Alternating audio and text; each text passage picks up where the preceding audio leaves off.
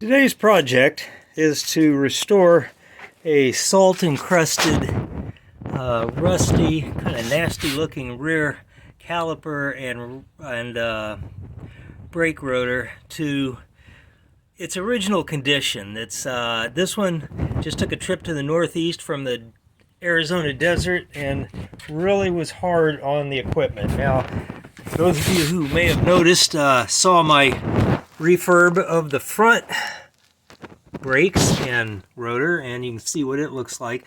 I'm going to do a little different this time. I'm going to show you how to get just about the same results for a lot less work, a lot less taking things apart, and I doubt the difference will be all that noticeable, so let's get started.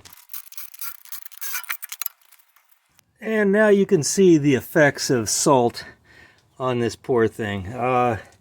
This was all pristine when I left for a winter road trip to the frozen north, and you can see it's just not looking that good. So what my plan is, rather than repaint this, my plan is just to clean it up, take it back to raw metal, give it a little shot of clear, even though it's not going to be brake rotor rated, just to see how it works out, see if it causes any problems or if it actually continues to protect. This is, I'm going to, instead of painting the calipers, I'm going to also just buff them back to a metal sheen, just like they were when they came out of the factory, removing all this rust. The rust, by the way, is not from the caliper or the mount itself, but from the inside of the rotor. Now, you can replace a rotor with a rust-free model. They make quite a few of them. They cost a little more. I wish the previous owner would have done that on this car. Next time, guaranteed that's what they get. But I'm going to do this job with the rotors still on the car, just to save the time of pulling it off, and also so I have a platform with which to work on it.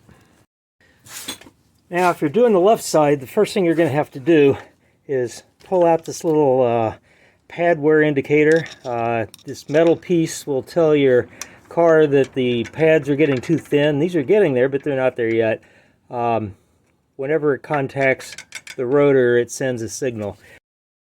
And the next thing you're going to have to do is remove this 8mm bolt that holds the sensor onto the caliper. Next, we're going to remove these little plastic caps that are on the end of the rubber, these little rubber tubes that are there to protect the caliper slides. And they shouldn't be on there gorilla tight at all, but what you need to do is get out your 7mm hex. You can just use a hex wrench. In this case, I'm going to use a ratchet with a 7mm socket.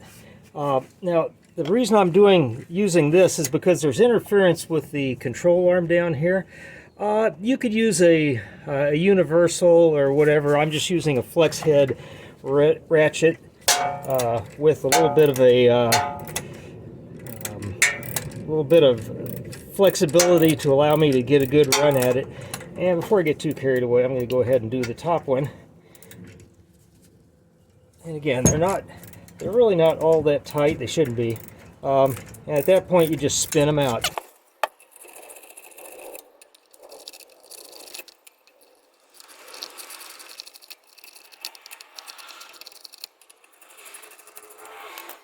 And once they're loose, should be able to just reach in and pull them out. If you're having any trouble, you could use a screwdriver or similar just to give it a little bit of a push. Careful if you're using the threads, but it should come right out. These need to be clean and lubricated, so if that's the case, they'll come out pretty easy. At this point, the caliper's pretty much loose, but what you need to do next is remove this clip, and be careful here. Hang on to it and just twist out one end of it carefully, because it's under enough pressure that it could go flying across the shop and hurt somebody or you. So it comes off relatively easy, and at this point your caliper is floating free. Now you see there's already some looseness in it, But I'm going to do myself a favor and twist it a little bit. You can see how it's compressing the master or the slave cylinder here. And then once that happens, you can just set it aside up on top here and start working on getting the caliper or the caliper mount itself off. Okay, and the conventional wisdom is use a breaker bar. I couldn't disagree with that. But I'm lazy enough to not want to go get one. So I'm just going to use a dead blow mallet here to get things started. And it's a little more difficult on this side than the other because you're hitting up instead of down. But once you get it started, they should come out like butter. They are Loctited in with blue Loctite. So that is going to make it considerably more difficult to get them started. But you can see, just a matter of giving a few love taps and they will come loose, and then just take them out like any other 18mm bolt.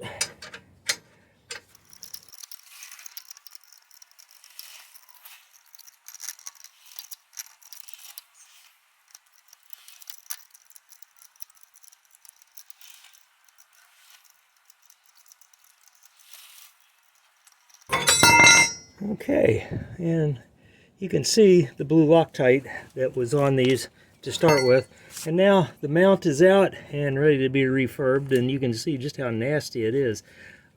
Again, all the rust from the rotor. Okay, again, I'm going to be working on this rotor in place, which is just going to make it easier. I am going to be wearing goggles. I didn't on my last video for most of it, and that's because I was using relatively low-speed tools. This time, again, in the spirit of laziness and quickness, I'm going to use a 4-inch angle grinder with a wire brush attachment, which is kind of like what I was using on steroids. And I'm just going to basically use it to take all the rust off. I'm going to also reduce this to its original silver state, which I think is going to look better than the black back here. Just to see how that goes. I may paint it black again someday, but for now, silver it is.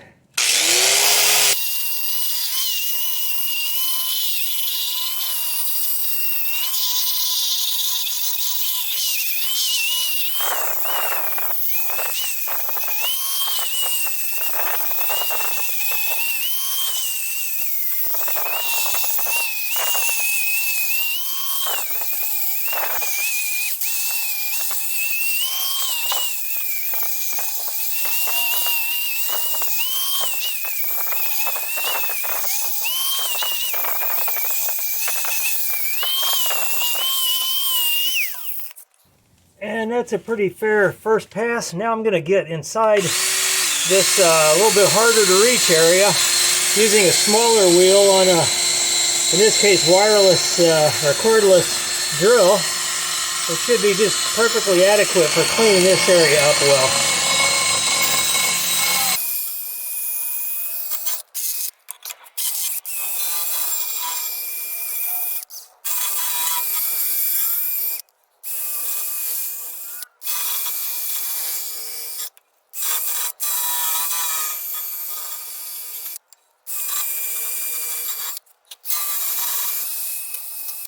Okay, that looks pretty good. Definitely good enough for a rear rotor. I may make another pass or two where if I see anything when I'm getting ready to go further. The next step is going to be to deal with this this nasty stuff along the outside, because that shows as well. Now, there's no way in the world I'm ever going to clean it all the way down. Just not going to happen. So what I'm going to do is I'm just going to clean this top surface and superficially down here just a little bit. And again, I'm going to be using my high-speed angle grinder, which is just quicker and better, and will do a better job in a short amount of time. So back on with the protective glasses.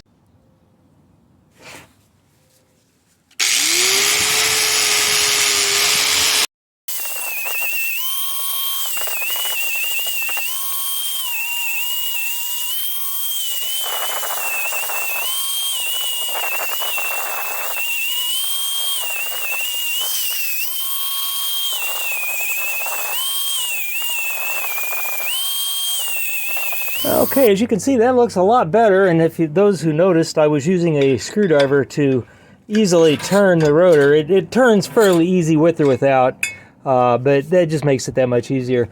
Now I'm going to try to take a little pass with a wire wheel rather, down the inside, and I know that the wire wheel on the angle grinder is a little too much, so I'm just going to use my drill wire wheel and basically just get down in there a little bit. Anything's better than nothing, so I'll just go ahead and go around the entire circumference and clean it up as best I can, a 1/4 inch or 1/2 inch deep.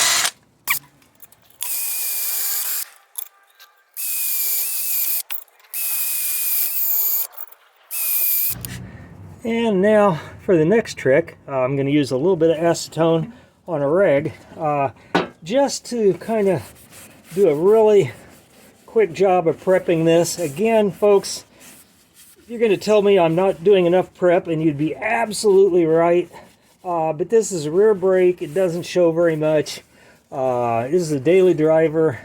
I want it to look good, but looking perfect is really not going to make a big difference. So I'm just going to go over it, prep it, and I'm going to give it a shot of clear. Now this clear coat I'm using is not rated for high temperature.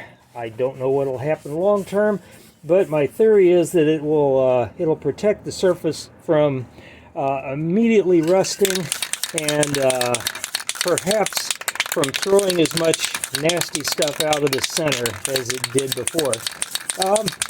Worst case, I take it back apart, paint it black with the proper brake high temperature paint, and call it a day. So I'm just going to give it just a light spray. I'm not worried about getting it on the brake surface. I know for a fact that it will it'll burn off in a heartbeat, especially no more than I'm putting on here. And the next trick is I'm going to spray some down the inside between the rotor plates, and you can see that it does get down in there. My theory is that that's going to kind of settle the rust at least a little bit. I'm spraying with the vanes. Again, I don't know how long this will last, how effective it's going to be, but sure going to look better to start with.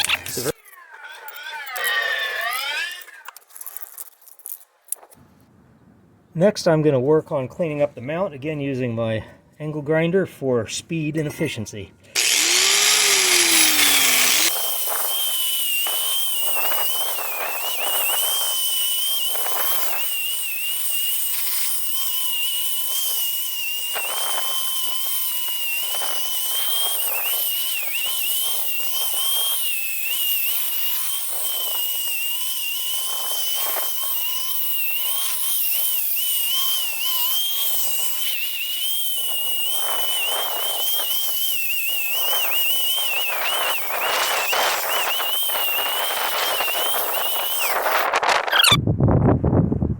And in case you ever were in the process of doing something like this and think you really don't need to bother with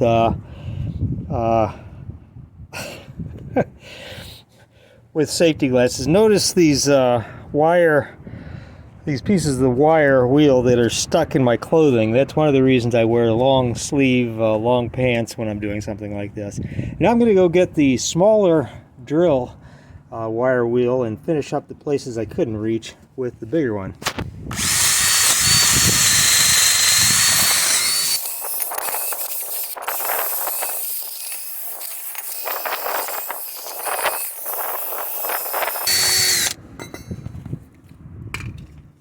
And just to really finish it up, hit the places that didn't reach with the plain old wire brush.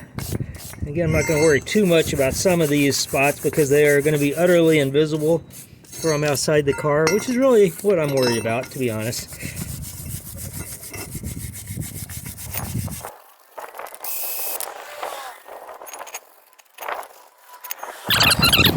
Now, unlike the rotor, this should never really see high temperatures.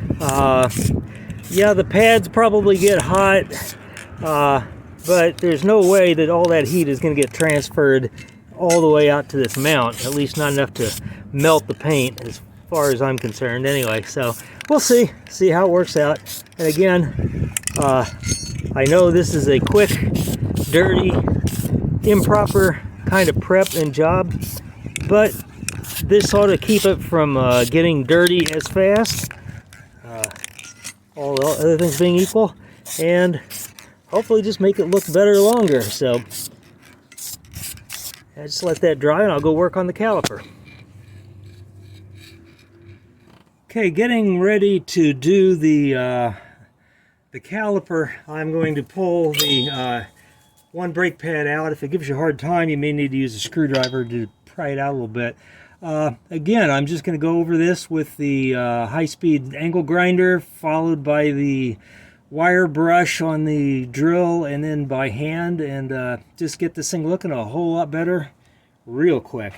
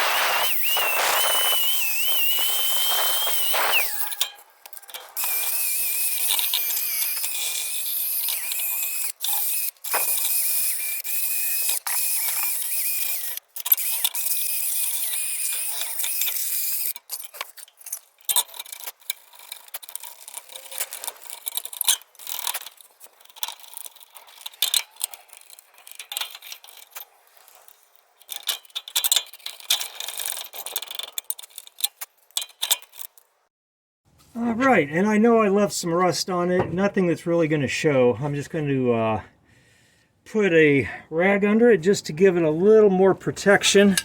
And go ahead and hit it with a little bit of clear.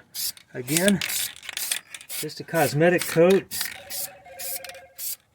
Nothing really substantial here.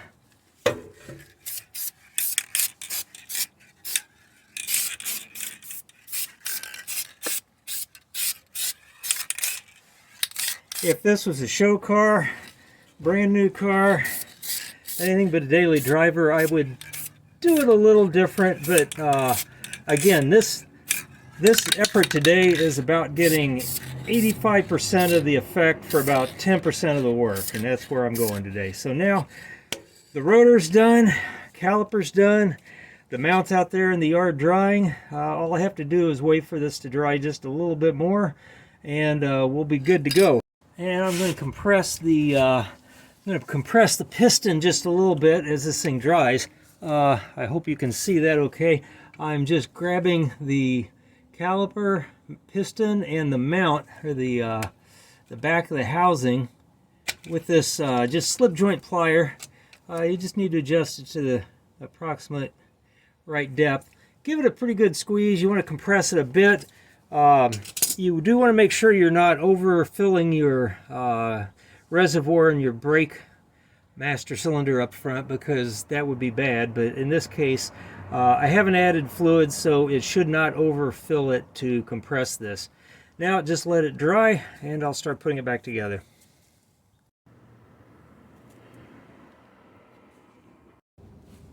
Okay, sorry about this, but for some reason the camera failed. I installed blue Loctite on both of the caliper mount bolts and cinched them down nice and tight to torque spec. I installed the inside brake pad here, the outside brake pad here, and basically this then just gets slid into place. And the next step would have been to take a look at your pins, and these are really pretty clean, but I'm going to clean them up with a little brake cleaner, clean out the threads with a wire brush, and just a tiny smear of lube on them, in this case synthetic grease, just so they slide free and easy. Okay, the pins are now cleaned and lubed, and I'm just going to push them both into place into those rubber tubes they came out of, so that they're at least started. And then I'm going to get my socket with my 7mm Allen head and start driving them in. And it'll maybe be a little fiddly to get the first one started, but just keep working on it, you'll get it.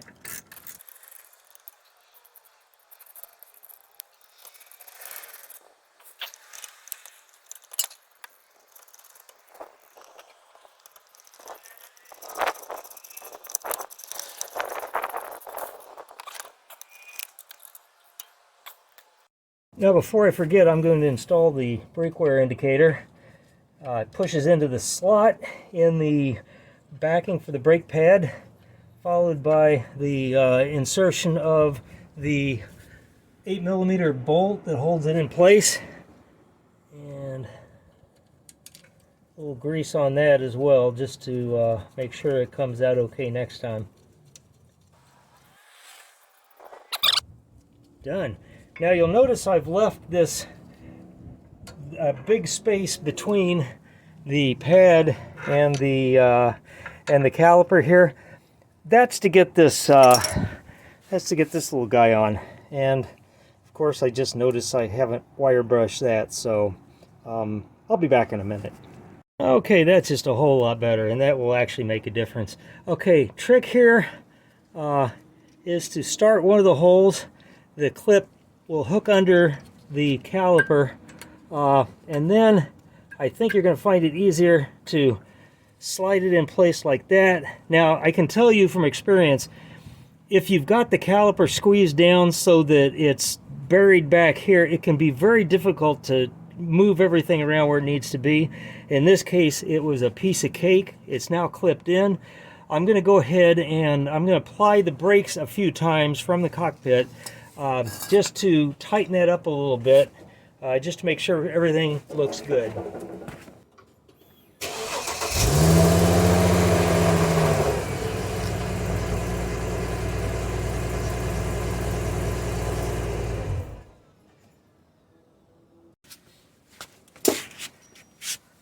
Okay, now everything should be good and tight. Looks exactly like it ought to be. The clip is in the right position. It keeps everything from rattling and moving around. The car is now ready to be put back together, so I'll throw the wheel back on. That is, I'll throw the wheel on after I remember to put in these little rubber caps, because they're important. But if you don't put these in, everything will work fine for a while until dirt and grime and rust and everything else happens inside this and causes your sliders to no longer move back and forth. Just friendly advice, these sliders allow the amount of movement that the caliper needs to center itself on the hub, because the pads don't always wear exactly symmetrically. If there's a tiny bit of run out in your rotor, it's got to make up for it. So these sliders are very important. Keep them clean, keep them lubed, keep them happy.